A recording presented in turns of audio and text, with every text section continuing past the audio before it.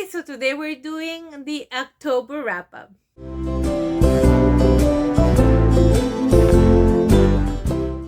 Hey everybody, my name is Sophie, the Bookish Floor. Welcome or welcome back to my channel. So if you don't know what I'm doing dressed up like this, I am Junior Mint from The Summer I Turned Pretty, and I'm in my Halloween outfit, although it is not quite Halloween today. I want this video to come out on Halloween and tell you all the books that I read in October. So although I'm filming a couple of days before, I'm gonna tell you the books that I read in October, and I'm probably adding a book that I haven't read yet, but I'm pretty sure I'm gonna finish, or hopefully I'm gonna finish in the next couple of days. So yeah, that's what I'm gonna be talking to you guys today. Okay, so let me go ahead and remove my Junior Mint glasses. So sorry about all that makeup and all that. That's what I did today for couple of other things that you probably already saw online. So yeah, this is my Junior Mint outfit. If you guys haven't seen the show, don't get my costume, that's fine. And if you're probably wondering, like, Sophie, didn't you give that book 2 stars? Yes, I did. I gave it 2 stars. I didn't like the book. I haven't read the other 3. And yeah, I'm fine with that. I stand by my 2 star of the book, which I have right here because I used it as a prop. I stand by my 2 stars. I haven't changed my mind yet. It is a YA. It was written in the early was it late 2000s? I think it was late 2000s or early 2010s. So it didn't age all that great. A lot of things are not that great, but the TV show fixed some of the things, because obviously structurally, because of the story, some things you couldn't quite change a lot, otherwise it would be a different story. So that's what I like about Jenny Han. She was able to change a lot of the things that were problematic in the show, and that's what I think a good writer does. Once you keep writing, once you get better, once you grow and change, your work is supposed to get better, right? You things that socially, maybe you know, as society grows, as society changes, things that were problematic, maybe that you didn't notice before, and you changed your mind. Sometimes you revise work, sometimes you leave work as it is, and you keep on writing better things, right? And if you have the opportunity to create a show or a movie or whatever, well, you make those changes there. So hopefully people do that. I think that when people create or do remakes or create movies or shows based on books, and they leave them the same, and they don't change things that are problematic, and we all know what we're talking about here, that's when we have a problem, and when the audience doesn't respond well. So I like that she made a lot of changes, and that she has continued to create work. Now I don't think she has published a book in a while, and she has created like these TV shows, and even from the world of To All the Boys, she created Exo Kitty, and she's done like amazing work there. And yeah, so I am dressed as Junior Mint from that world, and I like it. And yeah, I stand by my 2 stars for the book, and I didn't quite like season 1 and season 2 that much. I watched it reluctantly, obviously, and I was hooked in season 3. Like, I really like the changes, the once you're in that, and once you see the progress, and once you see the full story, I'm in it. So yeah, I'm hooked, and I'm Team Junior Mint, I guess. And this is how I stand in that. So anyways, side note, from that, I'm here to talk about the books that I read in October. If you have been following me for a while, first of all, hi, welcome, or welcome back. Hi if you're new. welcome to the show. I haven't posted in a while. If you don't know, and I'm sorry for those who do know, and I always receive you with the same thing over and over again. But this is the life that I'm leading right now. I am a chronic girly. I'm a chronically ill girly. That's the reality of it. Now I know that that's the reality of it. My neurologist confirmed it. I don't want to be part of that club. I don't want to be a member of the club. I am constantly asking the universe to expel me from that club, but that's not the case for now. I have chronic migraines, and I've been having like really bad episodes this year. And finally, the neurologist that I'm seeing confirmed it. I'm in treatment, and they are getting a lot better. But the medicine that I'm taking, the treatment, took its toll in the last few months, and I was not feeling quite myself and quite well in order for me to be either filming, editing, or even reading. Like I went from reading 10 to 8 books a month from the beginning of the year to reading 6 to reading 4 to reading 2. Like it really went downhill pretty much. I think in September I read 2. Like it's been going down, and obviously my yearly goals are out the window right now. What I'm trying to do is actually read whatever amount. It doesn't matter. I'm trying to just read because I can't even focus on that. Not audiobooks, not regular books, nothing. And right now I'm just trying to read and film and edit, and it doesn't matter to what capacity, whether it's one book or if it's just one reel or one short or one post or whatever I can do. As long as I'm doing something, that's a win already for me. So if you don't follow me on my social medias, please do. The links are right there in the description. So if you're coming back, thank you for still being here and supporting me, because it's been really hard couple of months with that, because my attention span and my capacity to do so hasn't been there. But I'm still here. I don't want to give up. I really love doing this, and at some point I would love to just be doing this. And but like, if you guys know about migraines, they're horrible, and if the treatment, it's actually working for that, but it has its side effect, especially now that I'm taking it, like as my body is getting used to it. The side effects for that, as it's getting used to it, they're really heavy. So yeah, I'm dealing with that. Fortunately, I feel like I am getting to the other side, and this month was a lot better. I was able to read 4 to now. I'm finishing the 5th one right now, and hopefully before Thursday I can get in a 6th book. So that's pretty good. Realizing that in September I was only able to get to 2, going from 2 to 6 in October, that's a huge win for me. And I'm also able to do a lot more reels and shorts and that on my social media. So yeah, that's great. I also posted a really short video this month. I posted a really short video this month here, and hopefully this month, so it'll be 2 videos in October. So I think things are looking up. So hopefully we'll be finishing the year strong. So again, thank you if you're coming back.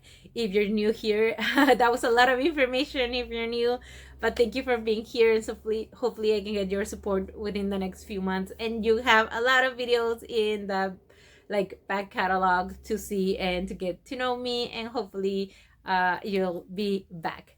So anyways, let me tell you about the books that I read this month. So let me get my phone because I have obviously my reading trackers here. If you're wondering what I use, I'm still using Goodreads just to kind of track them, but I use Goodreads, Storygraph, and Fable. Those are the main 3 that I use for all my tracking on my books. Every time I read one, I automatically update those 3. I know there's another one called Pagebound, which is more like a website, and I really want to try and get to that one. I think, I'm not sure, though, don't quote me on that. I think it works more like a kind of letterbox. I'm not sure. But I also want a project maybe for next year to open up a website and put everything in there, because social media really has us like on a chokehold. And then the other day, like one of the social medias really like was glitching a lot on me, and I wasn't able to see any on my content, and I wasn't able to see anybody else's content. And it seemed like it was just me, because I was talking to other people and other people could see my stuff fine, but I couldn't see neither my content or other people's content. So I reported the glitch to the social media, but I found that really weird that I wasn't able to see anyone's content or mine. And even like celebrities or whatever, I went to their sites, like their profiles, and I couldn't see anything, like their whole history. So it really got me thinking that at any moment any of them could just shut everything out, like anyone, right, on online. And even if you get a website, like the company can also like erase everything if they wanted to, right? So that's the name of the game, I guess. But I feel like you're a bit more protected if it's your own site. So anyways, that's a project for next year. But let me go ahead and go to let me go to Storygraph so I can get like the stats, at least for the 4 books that I have already finished, and then I'll tell you the one that I'm in the middle of. I'm almost done with that one. So let me go to my graphs, and hopefully I'm able to edit tomorrow and put like the actual graph here next to me. Let me move a little bit. I'm gonna have to block a little bit of my tree here. Isn't that cute? I wanted to at least film so you can see my tree. I just got it on sale, and I love Christmas trees, but the antique looking, like the 1950s looking trees. So yeah, anyways, I just wanted to show you my trees. So I wanted to film it. When else? I guess I can leave it up for Christmas, but anyways. So these are my stats, which are horrible in a general like regular year, but for me for now are great. I read 4 books this month up to now, a total of 1,177 pages. Yay! An average of 11 days per book. Again, not great normally, but great for me. And the moods are dark, which is perfect for Halloween, I guess. In October, I always like to read like gothic horror. Well, I don't like horror regularly, but in Halloween, I do that. I'm trying for my bear to be like, for you to see his little ears. My moods are dark, adventurous, mostly emotional, tense, funny, hopeful, lighthearted, and mysterious. The pace is fast and medium, like 50-50. Page number is about 300 or 300 to 489. All my books are fiction. I didn't read any nonfiction. And my genres are thriller and fantasy. And then I read a little bit of romance, mystery, literary, horror, historical. But my main genres are thriller and fantasy. My format, they were all audiobooks. It said printed, but because I didn't select the fact that they were audiobooks, but they were all audiobooks. And language, all of my books were in English. All of the books that I read were in English this time. And my average rating was 3.81. I have 1 at 5 stars, 1 at 3 stars, 1 at 3.5, and 1 at 3.75. And yeah, I was pretty consistent with my reading.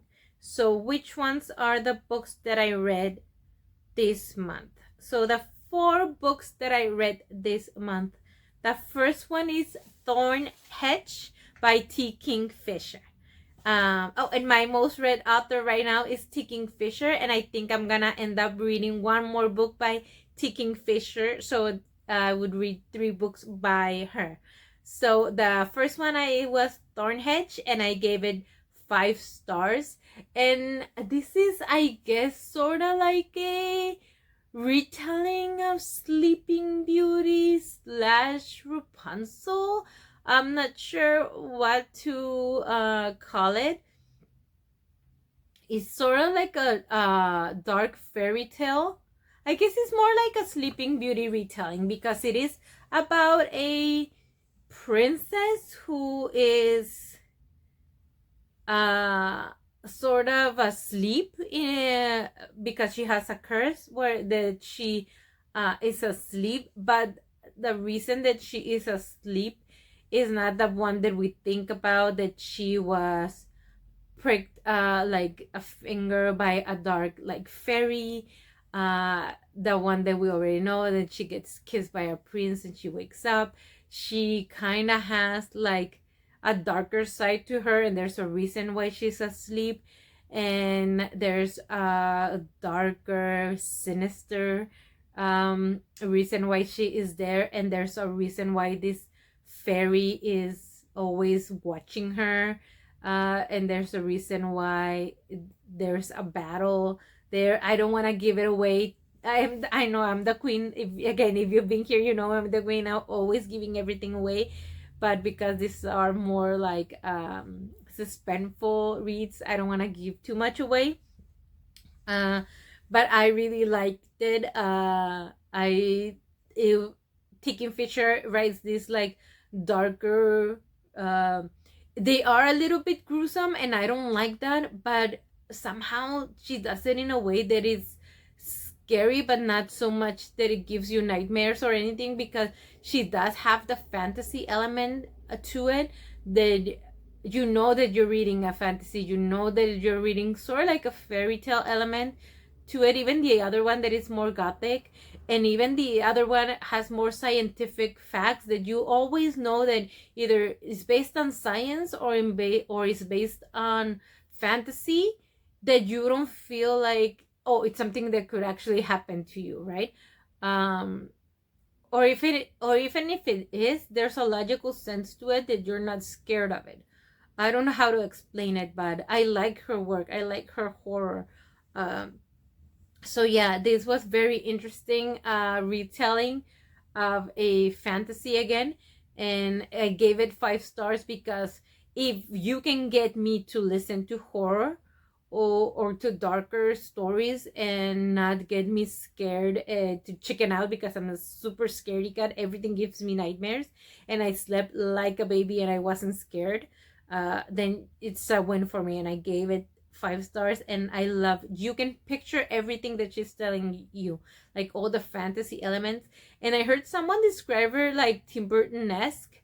I feel, I don't feel like, not that it's not a proper description. I guess if you can imagine, yes, elements of Tim Burton, like the melancholia of the corpse bride, that would be like the perfect description, because Tim Burton is very, also he's very varied.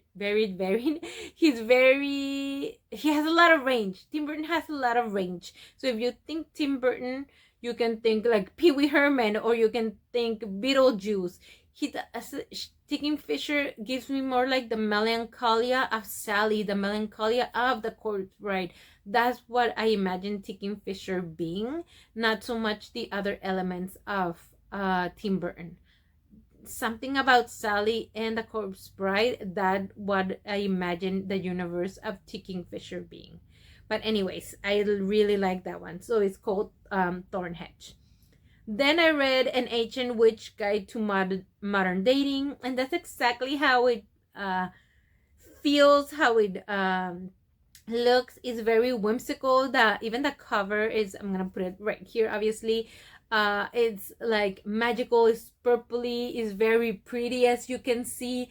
And this is a like modern romance, witchy vibes, but it also has the whimsical like time jump. So it's 2 timelines. Is this witch like 200 years ago or more, where she has not a curse, but she can seem to find love, and I guess it is a curse from the family, that she is sort of like a spinster she can't seem to find like her husband, and she wants to find someone to be with, and she has like magical potion where she can make people fall in love with her, like a love potion, right?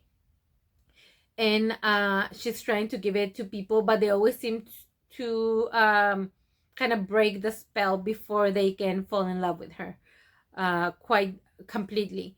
So she time jumps and she comes into the modern world, and she meets people, and she seems to like this guy, but she doesn't want to give him the potion because she actually wants him to fall in love with her.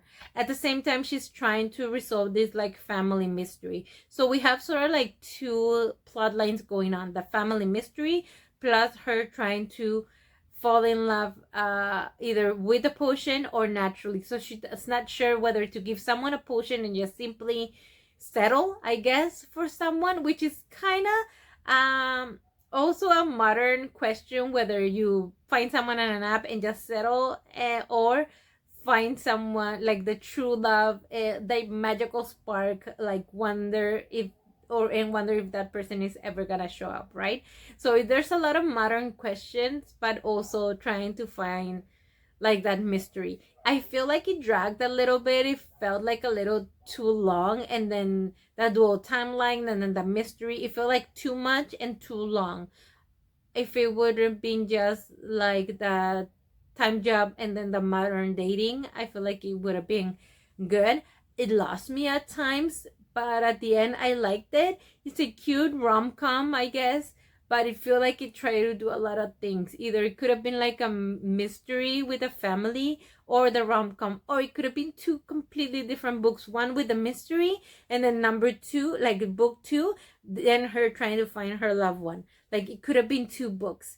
So I gave it 3 stars because I thought it was too long. Like it tried to do too much in one book. But yeah, I thought it was cute. If you can take it, I think also it's 320 pages. So yeah, it felt long. Like it's not that long, but it felt too long. It could have been 250 pages, or it could have been 2 books, like I said. So anyways, if it sounds interesting, because it does have a lot of interesting elements. uh Again, I know a lot of people say or think that a 3 star is a bad rating. I thought it was good. I liked it. I thought it was cute. I did like the main character and the main love interest, so I thought it was good. I just felt like it dragged a little bit in some areas, but I would definitely recommend it if you like the modern witches, all that, like practical magic, all that. I think it's super cute. I would definitely recommend it.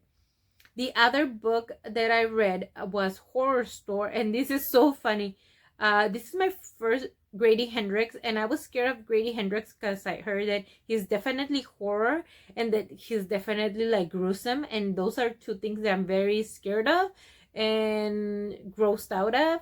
And those are the parts of Halloween that I don't like. Like, look at me, I'm dressed as a polar bear. This is the Halloween that I like. I don't like the horror stuff. But because this is set up in an IKEA, I thought that was like super funny, and every description, I mean, it's not set up at an IKEA. It doesn't, like, this is a picture of the book. It looks like an IKEA catalog. Obviously the store is not called IKEA, but I mean, we can all like obviously understand that this is IKEA. And obviously when they're talking about the store, we can picture IKEA. And obviously it was funny to me when they were like describing the whole thing. So again, I couldn't quite be scared of that. And because they're talking about spirits and all that stuff, it wasn't quite as scary to me. Some of the things, like, because there's people who obviously some of the things are like too much, but when they were describing, I decided to block it out of my mind, do something else while they were describing that particular scene, so I didn't pay a lot of attention to that until they were done with that scene. And again, because it was audio, I was able to just la la la do something else until they were done with the scene. I was able to distract myself until that scene was over and then continue to listen. But yeah, I thought it was entertaining. I liked it. I liked even the ending, I liked it. Yeah, I liked everything about it. So I might continue with Grady Hendrix. I now know what I'm getting into when it comes to his books. It seems like they're all very different, so I'm not sure I'm treading lightly with him. But I did like this one a lot. I gave it 3.5. It again does whenever people talk about threes, they don't seem to like that rating a lot. For me, it's like a good book. 3.5 is a good book for me. 5 is I love it. I'm sorry, 4 is I love it or I like it a lot. 5 is I can't live without it. This is a masterpiece. I can't stop thinking about it. So I'm never probably gonna give that to a horror because it's not my jam. But I really like this book. And then the other one is La Sombra del Viento. La Sombra del Viento, The Shadow of the Wind. I did start it in Spanish. I about halfway through, I was gonna say quickly, but it wasn't quickly. About halfway through, I did switched it to English because I'm not used to the lyrical language in Spanish, although Spanish is mi lengua materna, is my mother tongue. I'm not used to the lyrical writing in Spanish. That is something that I've had a difficulty with Latin American literature from the beginning, from even when I started reading. For me, it's very, I read very to the point, and even my bachelor's degree and everything that I have studied since then has, because I studied communication, is very to the point, straightforward. What is the message that you're trying to convey? And you have to do it as clearly as possible. And because I also work with languages and things like that in translation, my whole idea in the way that I work is be as clear as possible with your messages. So lyrical is very difficult for me, and in Spanish, lyrical is like incredibly lyrical. It's not like just add one word or two words to make it prettier, or like the purple prose is purpling. Like in Spanish is very exaggerated, very big, very bold, very flowery, purpley, all that you want to call it. And it's very difficult for my ear, for me to get used to it. It always has been. So I haven't trained my ear for that, never have. And I've always been a difficult it's always been very difficult for me. So contemporary literature in Spanish is easier for me because they don't use that purpley prose, that lyrical prose, that flowery prose so much. So this one has a lot of it. So I listened to it about halfway through, and then I realized that I was getting lost constantly. So I switched it to English. So I listened to Shadow of the Wind, half of it in Spanish and half of it in English. Once I got it to the English, I was right there in the story. I wasn't getting lost as much, and I gave it a 3.75. I think that if I would have listened to it from the beginning in English, I would have given it a higher rating, but because it was reader error again and not writer error or whatever, I gave it a low rating. I probably will go back at some point and listen to it again, but I got the gist of it, and I really ended up loving the story so much. And I know it's a series, so I'm probably gonna go back. And this is the story about a man or a kid that grows up, is multi-generational. He works at a bookstore with his dad. At the beginning, he's a child, and he's telling him about the book of The Shadow of the Wind, and the book The Shadow of the Wind, and how he has to take care of certain books, and they work at a bookstore, and then they have to, or he is trying to solve a mystery of that particular book, or the Book of Lost Stories. See, I'm even trying to remember exactly the name of the book, but the whole point is that there are books that are being sort of lost, that they could be lost, and someone is trying to get rid of books, and he's kind of like the safeguard of those books, and he's trying to protect those books. and he's trying to solve one who is trying to get rid of these books, who is the writer of these books, what is the mystery that he's trying to solve, why is this happening, and why is he's the one who is in charge of now protecting these books. And then there's a mystery with the family, and then he has his own personal life story that he has to deal with, and you see all these stories kind of meshing up. So yeah, that was very interesting. So there's a lot of plots going on at the same time, so you have to pay a lot of attention so you don't get lost in the sauce. So I was getting very lost in the sauce, but yeah, I was able to kind of catch up and figure it out, and yeah, at the end kind of figure out the mystery with the characters. So that was a lot of fun. Right now I'm listening to She Who Would Be Alpha, and this is by Kestra Pingree. And this is an audiobook that I found on Storytel, and this is about werewolves and about a family of werewolves who are trying to survive. They can shapeshift, and they live in the regular world with humans, and they know that there are obviously werewolves and they can shapeshift.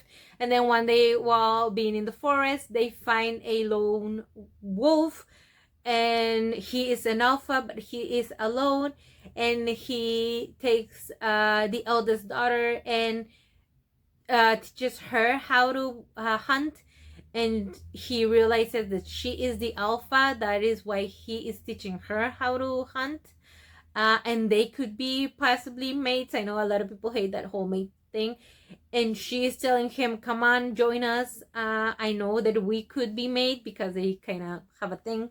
But he's like, no, I'm a loner. I don't want to associate with humans. They can hunt us.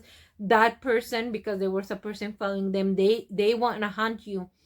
And she's like, no, but come and be with us, and you can be in the human world and in the wolf world. We can kind of live on both. And he's like, no, if we were with the humans, they're eventually gonna find us and they're gonna hunt us. And right now I'm in the middle of that. It's a really short book. It's like a 3-hour audio book. So I know I'm gonna finish it today. So obviously they're probably gonna end up together, and he's gonna learn how to live in both worlds, and she's gonna learn how to become an actual alpha, and they're gonna be in these both of the worlds together. So, and it's a series also, so I think, yeah, it's gonna be like a series of like werewolf stories. And then I might listen to another Tikin Fisher or another Brady Hendrix. I don't know. Most of the other books that I have saved are longer books, so I don't know if I'm gonna have a chance, because I still have, again, to edit this, and I wanted to go up by Halloween. Well, Halloween is Friday, so yeah, I think I might have a chance to listen to another one. So I don't even know which one it is. You're probably gonna have an update in a different outfit on Thursday, letting you know which one is the last one I am able to read. So let me know which ones are the books that you read this October. Do you read only spooky books, only scary books, or do you read anything and everything during the month of October? Thank you so much for being here. Thank you so much for listening to all the books that I read. If you have any recommendation, let us know. I also want to thank you for checking this video out, for being here, for having patience. I know that a lot of you are not subscribed. You just kind of come over. Some of you are subscribed, so thank you so much. I know that there's not a lot of us, but I do appreciate every single one of you. And if you can just help me by sharing this, by liking this, by commenting on this video if you like it, I would really appreciate you. This has been like a long journey this year, a difficult one, but hopefully it'll get better. I know this year has been so hard for so many people on so many different levels. I think that obviously doesn't help us chronically ill people, like the amount of stress that's been going on. But we're all still here. We're all trying to make it through, and hopefully next year will be so much better for every single one of us. So let's keep going. Let's keep trying. Let's keep helping each other out. And anyways, that's it. Again, like, subscribe, share, comment that help us a lot. Everyone that is in this community, check out the social media that is right there on the description. Remember to keep reading and keep blooming, and I'll see you on the next one. Bye.